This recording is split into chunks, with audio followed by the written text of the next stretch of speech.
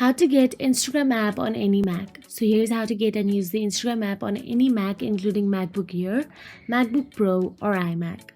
So basically, we all know that App Store does not have the official Instagram app to download on your MacBook, but yet you can still download it and use the app. So here is how to do so. First of all, let's simply open the Google Chrome on our MacBook. Once inside the Chrome, in the search address bar, all you have to do is type down the Instagram and navigate to its website. Make sure you navigate to the Instagram's official website.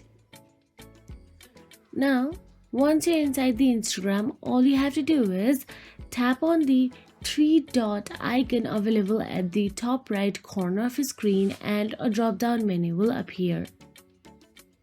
Now from the drop down, at the bottom you can see cast, save and share option available. There you can see install Instagram option available.